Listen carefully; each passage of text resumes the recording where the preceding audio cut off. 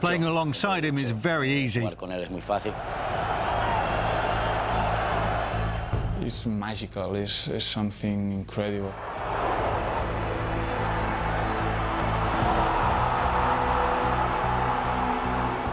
As a player, he is a great talent. He's a player that can make all the difference.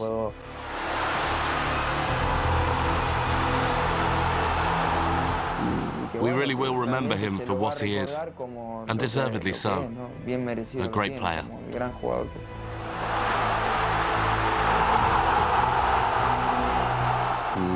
To me, Andrés is Don Andrés.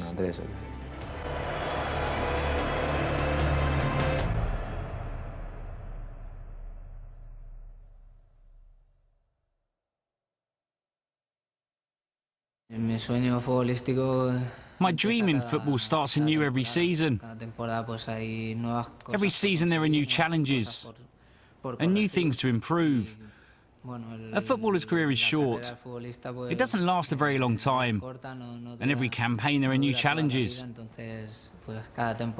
these are the ones that I want to achieve.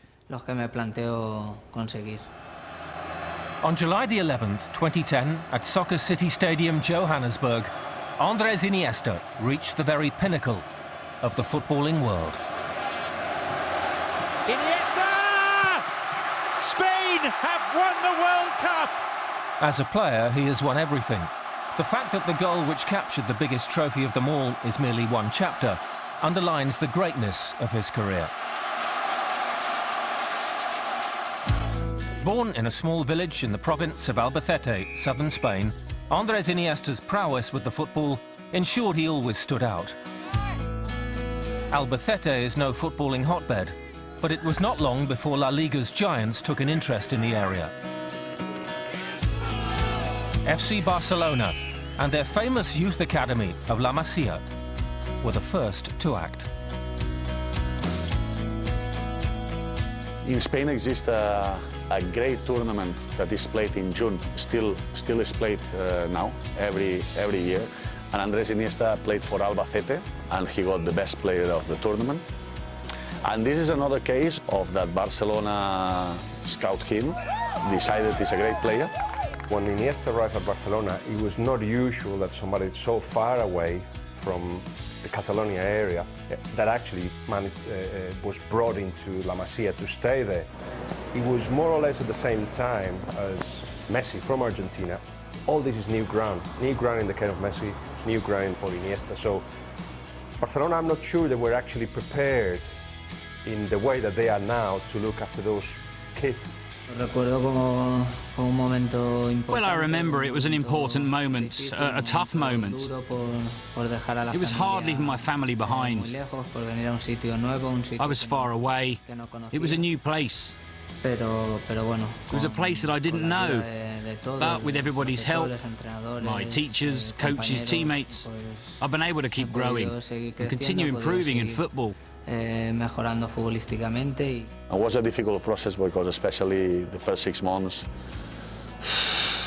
it was difficult. It was difficult, and it was even discussion, not argue, but discussion even in between his parents and in between us and the parents if finally was the right thing to do to bring him that young. And this is the reality. This is the reality of what happened. But life in the renowned academy at La Masia improved, and the young Iniesta settled down to become an integral part of the Barcelona youth setup.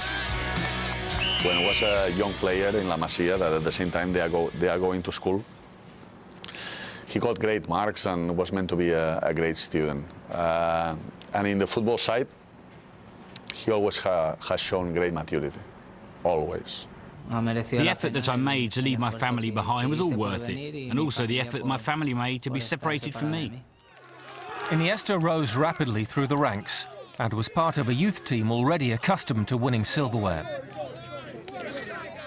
In 2002, he made his first team debut under Louis van Gaal against FC Bruges in the Champions League. It was the start of a long journey he would make with several of his La Masia contemporaries. I think he's an example of what is a Masia player because technically is unbelievable, and and as a person is really easy, and this is a good example of what Masia give us to all the players that we were there. Playing alongside him is very easy, and with Leo, Busquets and Cesc. I'm a passer, and if I have teammates around me who make my job easier, all the better, and Andrés is one of them. In 2003, former Barcelona and Holland midfielder Frank Rijkaard took over as first-team coach. 2 years later, Iniesta helped Barca win the Spanish League, their first trophy in 6 years. Rijkaard was interesting because he made it into the first team, but he was a super sub almost. He was a substitute, somebody that would replace Xavi when Xavi was not well. And for 5 months in the Rijkaard era, 5 months he had a knee injury, and Iniesta played a little bit more. But certainly he was not a regular. Versatile yet quiet, Iniesta's contribution was arguably overlooked. Barcelona won a second consecutive league title in 2006 and reached the final of the UEFA Champions League. Iniesta was named as a substitute in Paris, but came on to make an impact in the second half, as Barca beat Arsenal 2-1, to win only their second European Cup. It must have been disappointing for him not to play in the Champions League final, but it was a fantastic time to be a football player at Barcelona. The talent of the side was immense, and of course Rijkaard. He thought that in that particular final he needed tall midfielders, strong people to stop the midfield of Arsenal, and Iniesta didn't fit that mould. It was a familiar argument that the diminutive build of Iniesta and others like him was not the right fit for the modern game. But Iniesta and his compatriots were changing the system. One thing that Barcelona has given football is the reminder that you don't need to be 6 foot whatever to become a midfielder. Luis Aragonés looked at what Spain had and he's like, what are we good at? Well, at keeping the ball. And obviously Iniesta has taken advantage of that, not be as good as Iniesta. International recognition came in 2006. Iniesta made his debut against Russia on the eve of that year's World Cup in Germany. But Spain made little impression on the competition and were knocked out in the second round. A year later, Iniesta claimed his first international goal against England. Barcelona, meanwhile, were in the midst of a barren spell, and Frank Rijkaard paid the price. His replacement was ideal for Iniesta, the former Barca stalwart Pep Guardiola, a key member of Johan Cruyff's 1992 Dream Team, and well-versed in the club's philosophy. Like with any project, there comes a time when you have to renew things.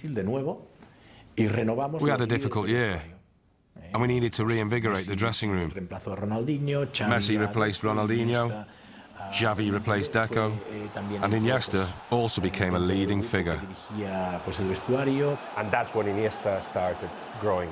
It seemed like injury prone, but I think he changed a little bit some habits, and all of a sudden what you got was a player that little by little, every single year has grown, has become better. Before teaming up with Guardiola, Iniesta joined the national squad for the 2008 European Championship in Austria and Switzerland. For years, Spain had failed to fulfill their potential and had not won an international title since the corresponding tournament in 1964.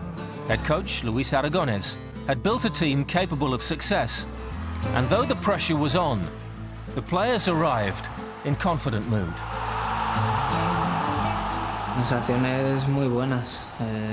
We all felt really good, because in that tournament we got through the quarter-finals against Italy on penalties.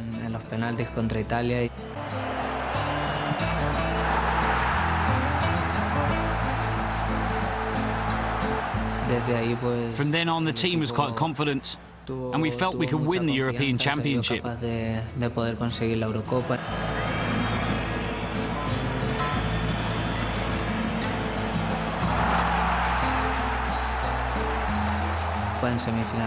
We were very good against Russia, and then we played a very good game in the final. Spain had finally grown into the team they had threatened to be for so many years.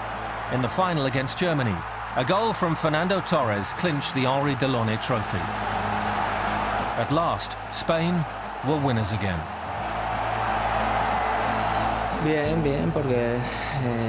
It felt great because it was our first Euro Cup.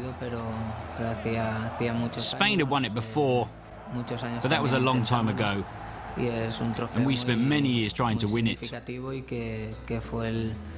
It's a very meaningful trophy that came before winning the World Cup, so that gave the team and the fans a lot of confidence. From then on, the team has enjoyed a very important stability.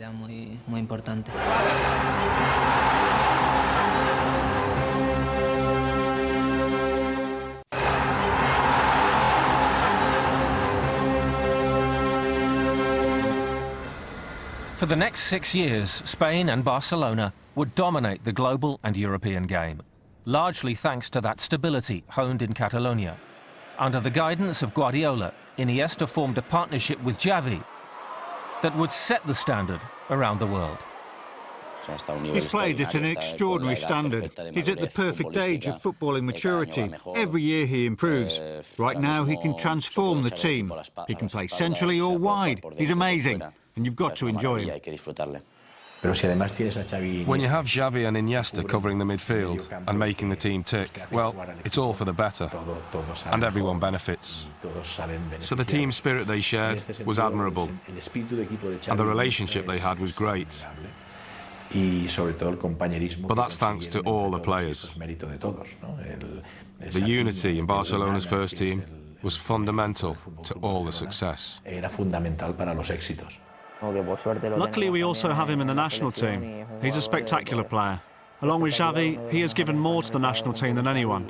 It's a pleasure and a privilege to be part of the same team as him and to play alongside these type of teammates, because without a doubt, it makes your job a lot easier. And at the Camp Nou, one player benefited from the brilliance of the midfield duo more than any other: Lionel Messi. What makes Barcelona so hugely successful was Messi. But what has made them so consistent and challenging for titles during the Pep Guardiola era was Messi, Iniesta and Xavi. Xavi and Iniesta have made Messi what he was. Messi is what made Barcelona historical, but without Xavi and Iniesta it wouldn't have happened. The plaudits continued for the unassuming Iniesta. His dazzling brilliance demanded recognition, and his performances in 2009 were highly praised. He was now recognized as one of the world's best. His vision was making the most important people take notice. Pep Guardiola went to Xavi and said, you see him, he's going to retire you. He's going to retire me first, but he's going to retire you as well. And he saw in Andrés Iniesta something very special. Andrés Iniesta has got a picture of him receiving a trophy from one of his heroes, that being Pep Guardiola. He had posters of in his house, in his room in La Masia, Andrés Iniesta, of Michael Laudrup, another big hero of his. But Pep Guardiola, who has been watching all these years the lower ranks of Barcelona, of course, realized that there was something special there from day one. That season, Iniesta was arguably the key member of a dominant Barcelona side. An historic campaign saw Guardiola and Barcelona imprint their tiki-taka style onto the watching world, and Iniesta was the architect through which this style was channeled. The coup de grace of Iniesta's season arrived in West London at Stamford Bridge in the semi-finals of the Champions League. As the game entered the final 60 seconds of added time, Barca needed a goal to reach the final on the away goals rule. Step forward, Andrés Iniesta. You could see how neither Chelsea or Barcelona thought he was going to be the source of that goal. He's not a goal scorer. He hardly shoots from outside the box. The ball was on Messi. It was actually Messi who gave it to him, and he had no right whatsoever to shoot.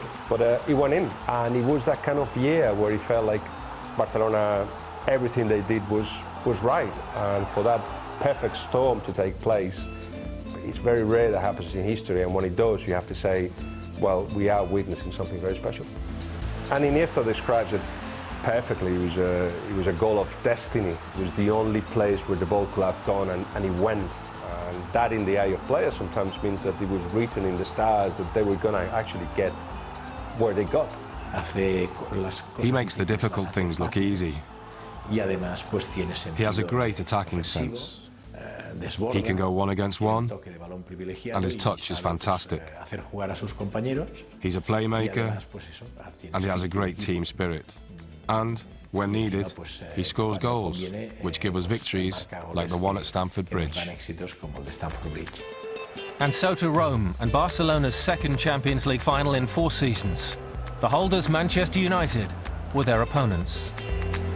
Iniesta, having that DNA that he's been given, that understanding of the game, what Pep Guardiola gave him too, of trying to create superiorities in every part of the park, that just killed Manchester United, and he was an essential part of what happened on that night. It was quite clear that him and Xavi run the game, and there could only be one winner. Manchester United were outclassed in Rome as Barcelona won 2-0. It was a stunning team performance, and Iniesta was the master.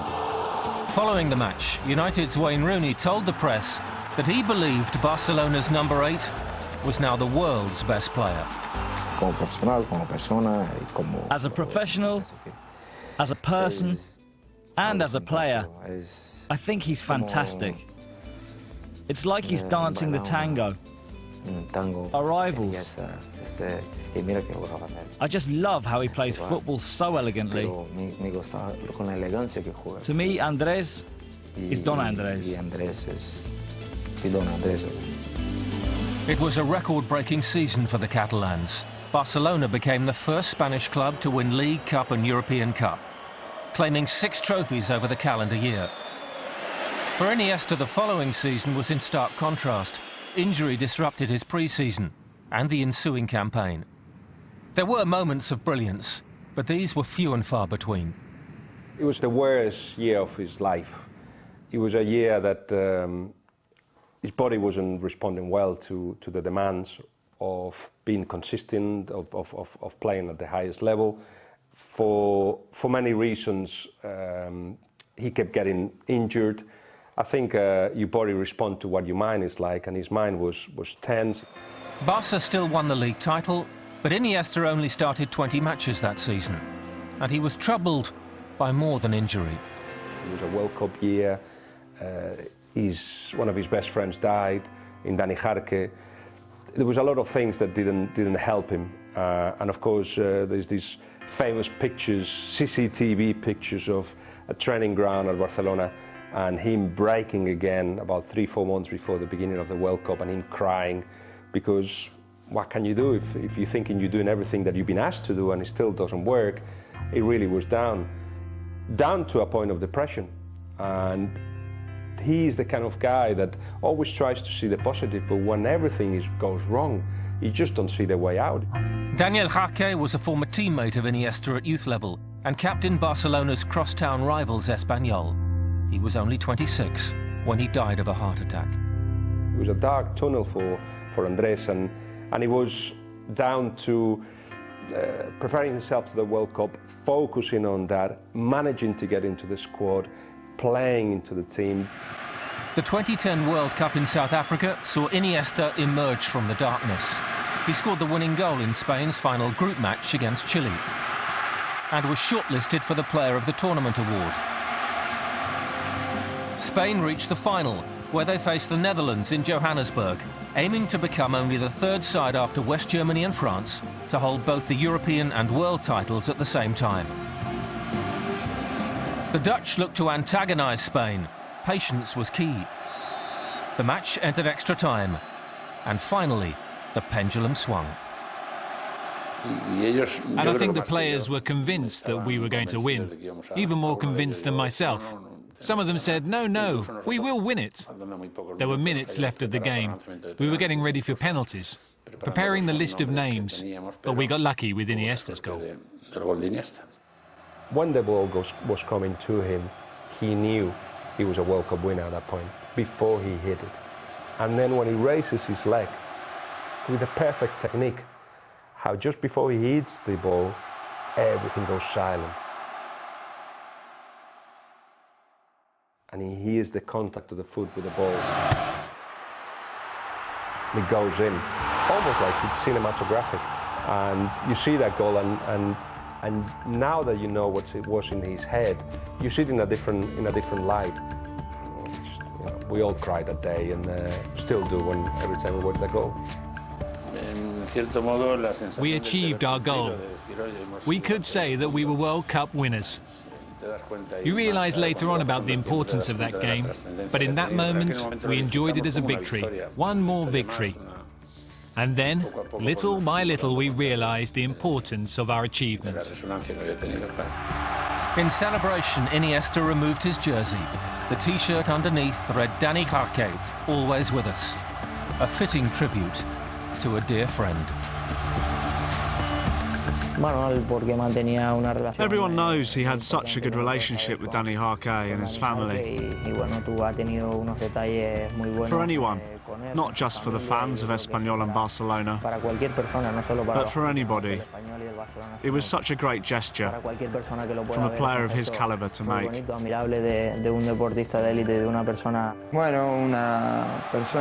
He's a very introverted person. In all honesty, it's very difficult to listen to Andrés speaking because he's a very quiet and reserved guy. He says what he needs to say at exactly the right time, and that's it. As a player, though, he's exceptional. He's unique and has converted himself into an eternal legend for his country because of what he's achieved, and obviously that goal in the World Cup final. The following season, Iniesta, Spain's World Cup winner, was celebrated and applauded, and not just because of the goal, but also because of the T-shirt celebration. You could see that it came from a very good person, and that's why it's recognised at Espanyol, and also at other stadiums he plays at. As a person, he's an example for all of us to follow. Every single youth team player should look up to him. He's the best example to follow.